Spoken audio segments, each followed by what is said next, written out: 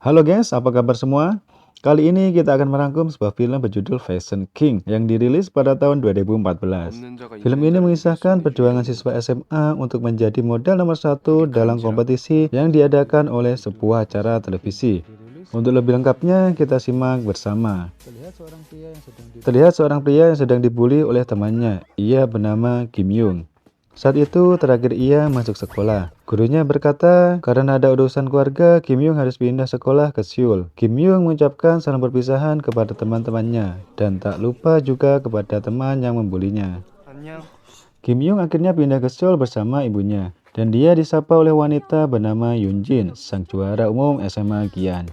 Ibu Kim Young sangat senang anaknya mendapat teman baru dan menyuruhnya untuk pergi les bersama sebelum masuk tahun ajaran baru. Sebelum masuk kelas, Yoon Jin meminta Kim Young untuk foto bersama. Ia berkata, ibumu memintaku mengirimkan bukti foto. Lalu, saat memasuki lift, Kim Young bertemu dengan wanita bernama Han Jin, merupakan bidadari SMA Gian. Dia selalu didampingi oleh bodyguard suruhan cowoknya, yaitu Won Ho atau pangeran SMA Gian. Bodyguard Han Jin tidak senang atas sikap Kim Young yang sok akrab, dan Won Ho pun menyuruhnya pergi dengan memberinya uang dan berkata, kulihat di situ ada toko, ke sana beli roti atau apalah untuk dimakan. Kim Young masihlah seorang pecundang. Ia menerima uang itu dan pergi dari hadapan mereka. Malam harinya, Kim Young meminta ibunya untuk membelikan jaket agar terlihat modis seperti yang lainnya. Sang ibu menyanggupi dengan syarat ia harus berjanji untuk terus berjuang dan tidak menyerah. 여기서 갈 수 있지? Scene berganti. Kim Young bertemu dengan pria bernama Jung Jo. Dia nanti akan menjadi sahabat dekat Kim Young. Awalnya Jung Jo menghina Kim Young mengenakan jaket model tiruan. Tetapi setelah diamati, ternyata jaket yang dikenakan pun sama. Mereka berdua pun mendatangi kantor Bokakseng, kantor pemasaran jaket Moncler yang ia kenakan. Di sana ia bertemu langsung dengan CEO Bokakseng bernama Kim Nang Jung. Dia sebenarnya menulis dengan jelas di situsnya kalau barang yang ia jual adalah tiruan, tapi dengan tulisan yang samar-samar. Mereka berdua masih tidak terima dan sempat beradu mulut. Lalu Kim Young meminta uangnya dikembalikan. Mendengar perkataan Kim Young, Kim Nang Jun merasa tidak senang dan ia berkata, apakah memakai setelannya mahal? Rasanya seperti kalian lebih percaya diri. Kim Young menjawab, betul. Kim Nang Jun mengajak mereka untuk ditunjukkan bagaimana terlihat modis.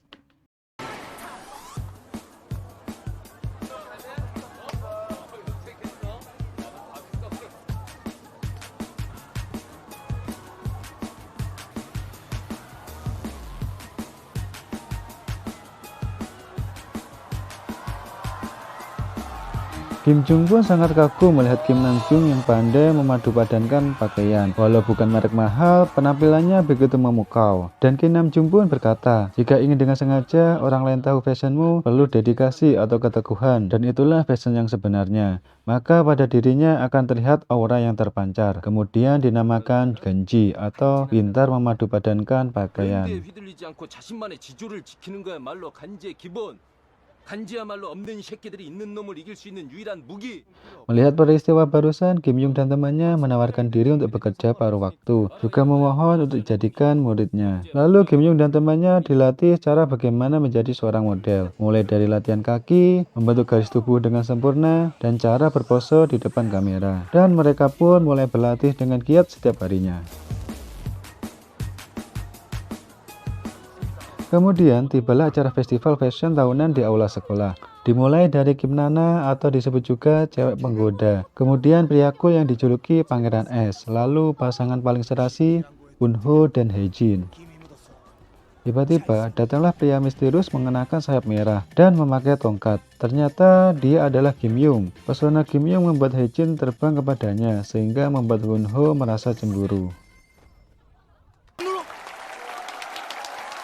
Scene pun berubah. Won Ho yang merupakan pewaris perusahaan diminta sekolah ke luar negeri, tetapi ia menolaknya. Dan selama ini Won Ho kurang mendapatkan pengakuan dari ayahnya karena sifatnya yang bertolak belakang. Ayahnya seorang pebisnis dan Won Ho adalah seorang model. Lalu ada siswa yang dipojokkan oleh bodyguard Won Ho. Ia tidak sengaja menumpahkan makanan ke baju mahal milik Won Ho. Melihat itu, Kim Young mencoba menolong pria tersebut. Dan ia berkata, bukanlah baju seperti itu tidak mahal bagimu, jadi tolong lupakanlah. Won Ho menjawab, kenapa urusan utang piutangku harus kamu yang mengatur? Dan Kim Young meminta untuk dipukul sebagai ganti agar pihak itu dimaafkan. 됐지? Di aula sekolah, Kim Yung bertemu Haejin. Ia diminta datang ke pesta ulang tahunnya besok malam. Haejin mengatakan yang ia undang hanya Kim Yung seorang. Hal itu pun membuat Kim Yung merasa GR. Malam pun tiba. Kim Yung membawa hadiah parfum ke ulang tahun Haejin dan ia menyanyikan lagu spesial buatnya. Suaranya begitu merdu. Teman-teman Haejin tak menyangka Kim Yung mempunyai hobi seperti itu. Hal itu membuat Haejin jatuh hati kepadanya dan saat pulang, ia juga mengecup pipi Kim Yung sebagai tanda terima kasih. Kemudian Wonho mengambil Haejin karena tidak mengangkat teleponnya. Ia melihat Haejin sedang membawa hadiah dari Kim Yung. Dengan kesal Wonho berkata, "Barang yang menjadi milikku, siapapun tidak boleh mengambilnya dariku." Haejin pun tidak terima, ia disamakan dengan sebuah barang. Lalu Wonho memegang tangan Haejin dan memberinya sebuah kalung berlian. 생일 축하한다. Tiba-tiba, Kim Yung mendapat pesan bahwa batuk ibunya parah. Ia disuruh beli obat dan pulang. Sesampainya di rumah, Kim Yung merasa lega. Ternyata ibunya sudah sembuh dan bermain kartu bersama Yoon Jin. Kim Yung pun memberi hadiah buku kepada Yoon Jin sebagai ucapan terima kasih telah menemani ibunya. 마음에 들어. Di kamar, Haejin memakai kalung pemberian Wonho dan mencoba parfum dari Kim Yung. Ia berkata, keduanya akan menjadi milikku sambil tersenyum. 둘 다 내 건데. Pada malam hari, Wonho membaca komen Kim Yung di media sosial. Ia melihat Kim Yung menjadi model pada salah satu situs jual beli busana. Dan ternyata barang yang dijual adalah tiruan. Setelah itu, bodyguard Wonho menemui seorang pria di desa tempat tinggal Kim Yung dahulu. Pria itu memberikan video-video saat Kim Yung mendapatkan perlakuan kasar. Dan ia menjemput Kim Yung tak lain sekedar pecundang, melakukan apa saja ia mau. Kembali ke Seoul, Kim Namjoon dibawa ke kantor polisi atas tuduhan menjual barang tiruan. Beruntung saja datang Kim Yung dan temannya untuk menjaminnya keluar. Kim Namjoon sudah mengetahui siapa yang melaporkannya, yaitu Wonho. Merasa dirugikan, Kim Namjoon menghajar Wonho, kemudian dibalas oleh bodyguardnya, sehingga membuatnya patah kaki dan harus dirawat di rumah sakit. Kejadian itu membuat Kim Yung dan sahabatnya marah. Sahabatnya mencoba membalas dendam. Ia menghampiri Wonho dan mengajaknya duel. Tetapi justru ia sendiri yang kalah dan dipermalukan. 눈을 깔면 돼. Di sekolah, Kim Yung tidak tinggal diam. Ia menghampiri Wonho dan berkata, "Kenapa harus berbuat seperti itu?" Wonho menjawab, "Terhadapmu aku masih belum mulai." Tiba-tiba semua siswa di SMA Gian mendapat pesan, termasuk Kim Yung. Pesan itu berisi kumpulan video saat dulu ia masih menjadi seorang pecundang. Sontak membuat siswa-siswa terkejut dan berkumpul merendahkan Kim Yung. Kim Yung pun tak berdaya saat dihajar dan ditendang oleh bodyguard Wonho, sehingga sampai terjatuh dari tangga. Melihat itu, Haejin bukannya menolong malah mengatakan, "Pecundang, mulai sekarang jangan mendekatiku lagi." Dan hanya Yoon Jin seoranglah yang berani membela Kim Yung di depan semua orang. Kim Yung mulai sadar akan ketulusan hati Yoon Jin. Yoon Jin pun berusaha menghibur Kim Yung untuk tetap tegar menghadapi semua ini dan tetap masuk sekolah. Ia juga berkata, "Hiburlah luka di hatimu dengan luka di hatiku." 심심한 위로를. Esok harinya pun Kim Yung juga mendapat support dari sahabatnya dan Kim Namjoon. Mereka menyuruh Kim Yung untuk berhenti berpindah-pindah tempat tinggal. Dan diketahui Kim Yung berencana pindah ke Busan. Kim Namjoon mengatakan, lebih baik menghadapi mereka daripada menghindar. Bisa jadi di tempat tinggalnya yang baru, ia akan mendapat perlakuan yang sama oleh orang lain. Kemudian scene berubah. Penata busana nomor 1 bernama Han Jimin mendatangi SMA Gian.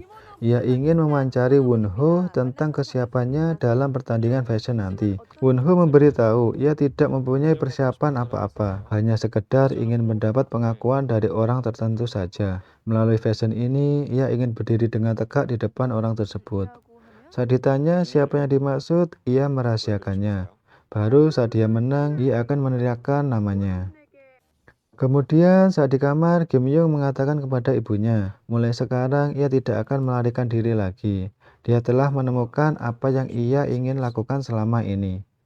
Setelah itu, Kim Yung meminta bantuan Kim Namjoon agar membantunya dalam pertandingan fashion. Ia awalnya menolak dan menyuruh Kim Yung untuk mengubur mimpinya, karena pertandingan fashion hanya sanggup dilakukan oleh mereka yang memiliki banyak uang.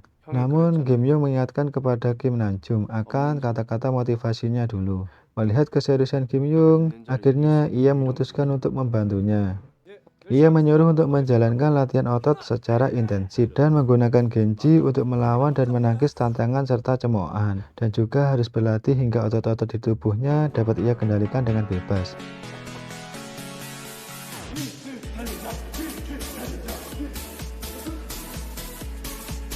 Kemudian Yunjin mendatangi Kim Namjoon untuk meminta tolong agar penampilannya bisa berubah. Pertandingan fashion segera dilaksanakan. Wonho tak menyangka Kim Yung juga ikut dalam pertandingan itu. Ia seolah-olah bersikap baik di hadapan banyak kamera dan memberi Kim Yung semangat. Terdapat ratusan peserta yang mengikuti pertandingan ini. Pada tahap putaran pertama akan dilakukan seleksi dengan ketat. Kemudian diambil 20 orang yang akan melanjutkan ke tahap putaran berikutnya. Style battle putaran pertama dimulai. Pada putaran pertama ini masih dibagi lagi menjadi 3 tahap. Tahap 1 merupakan pengukuran bentuk tubuh. Tahap 2 penilaian dari juri wanita yang berpakaian tradisional.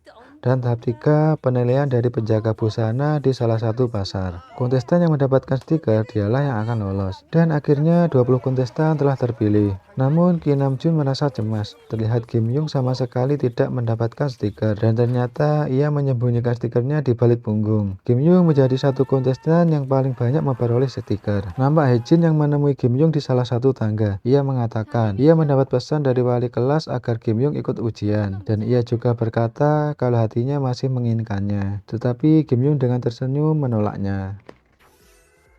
Style battle putaran kedua yaitu setelan jas. Para kontestan akan memasuki 5 kamar yang berbeda untuk memilih setelan jas. Yang perlu diperhatikan, di dalam setiap kamar tersembunyi satu item yang paling jelek dan semuanya harus selesai dalam waktu 1 menit. Wonho tidak merasa kesulitan pada tahap ini.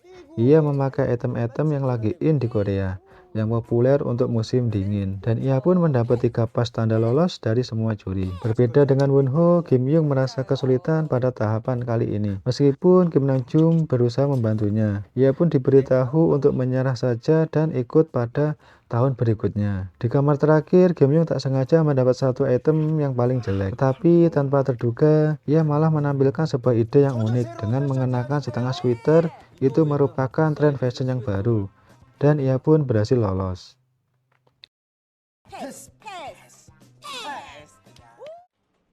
Kemudian saat akan merayakan pesta, Kim Yung dikagetkan dengan kedatangan Yunjin. Penampilan Yunjin tampak sangat berbeda dari sebelumnya. Ia begitu cantik dan modis. Setelah itu mereka kedatangan tamu yang membawa sebuah paket. Di dalamnya berisi gaun merah. Diketahui misi kontestan berikutnya merupakan sebuah acara kencan yang harus disesuaikan dengan busana itu. Kim Yung meminta pendapat kepada Kim Namjoon. Ia menjawab, dirinya adalah bujang lapuk.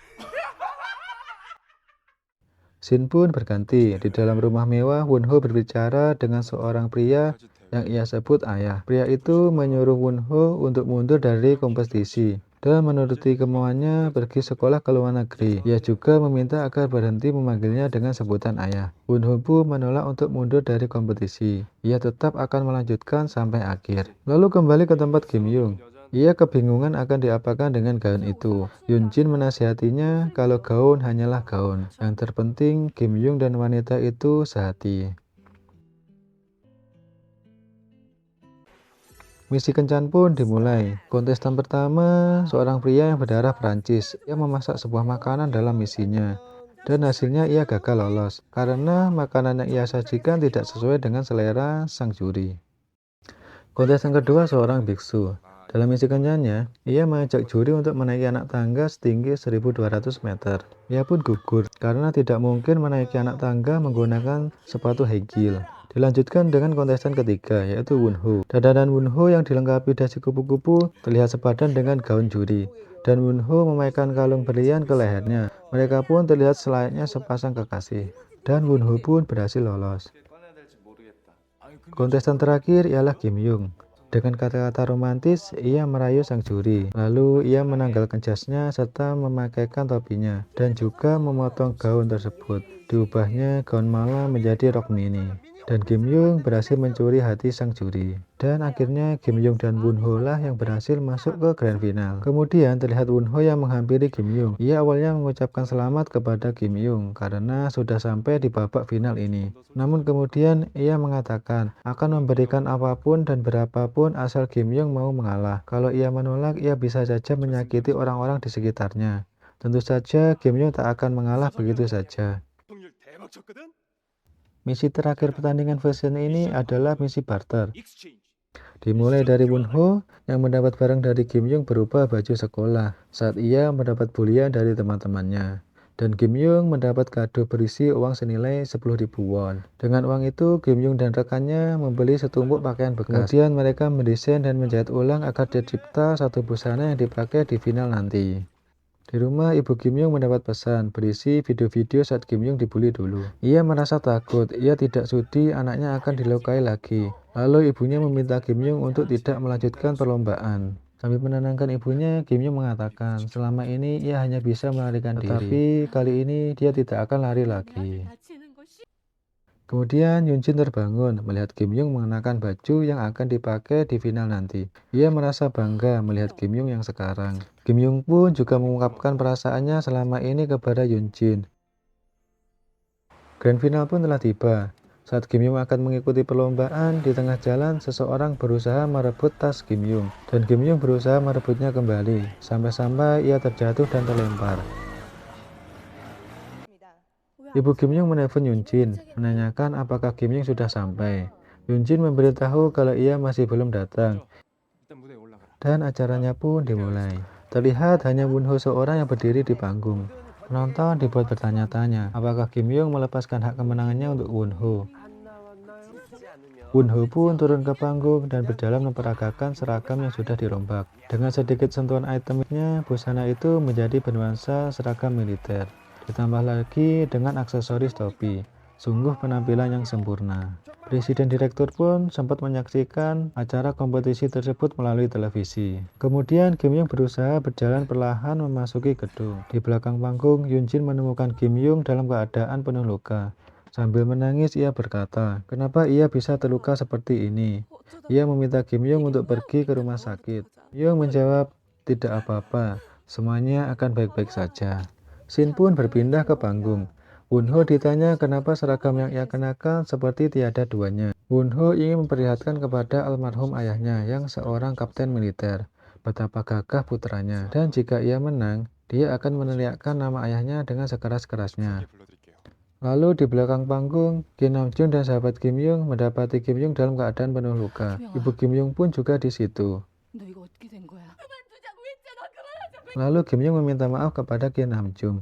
Ia hanya ingin melindungi busana rancangannya, tetapi tidak bisa. Melihat keteguhan Kim Yung, Kim Nam Jun pun mengatakan, Genji adalah senjata satu-satunya yang bisa digunakan oleh mereka yang tidak punya apa-apa untuk mengalahkan mereka yang punya segalanya. Dan sekarang saatnya hidup dipenuhi dengan rasa itu. Dan ia pun mendandani Kim Yung dengan beberapa pakaian yang ia kenakan.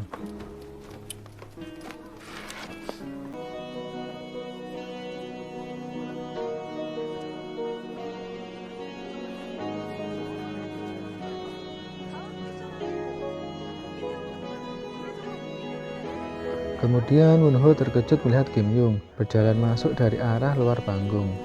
Rencananya menyingkirkan Kim Yung ternyata gagal. Dengan tubuh dipenuhi luka, Kim Yung mendekati Won Ho dan mengatakan, berkat dia Kim Yung tidak menggunakan uang pemberiannya sama sekali. Won Ho pun terlihat tampak terpukul dan malu. Dan Kim Yung pun merasa lega. Selama ini dia selalu berlari dan sembunyi seperti pecundang. Tetapi saat ini dia adalah seorang pahlawan. Semua penonton pun dibuat kagum dengan kegigihan Kim Yung. Kim Yung yang mereka kenal dulu berbeda 180 derajat dengan yang sekarang. Akhirnya pun Kim Yung berhasil menuntaskan misi terakhir kompetisinya. Dan film pun berakhir. Meskipun di akhir film tidak diketahui Kim Yung atau Won Ho lah yang menjadi pemenang, tetapi kita patut berikan apresiasi terhadap perjuangan Kim Yung. Dari Kim Yung yang dulu bukan siapa-siapa, bahkan dicap pecundang, sampai sekarang menjadi Kim Yung yang dihargai oleh semua orang. Well, bagaimana menurut pendapat penonton? Tuliskan pendapat kalian pada kolom komentar di bawah ini. Dan tak lupa mengingatkan, jangan lupa klik tombol like dan subscribe, serta tombol lonceng agar tidak ketinggalan video lainnya. Terima kasih sudah menonton video ini sampai selesai. See you, bye-bye. 나는 더 이상 무기명이 아니다. 나는 우기명이다.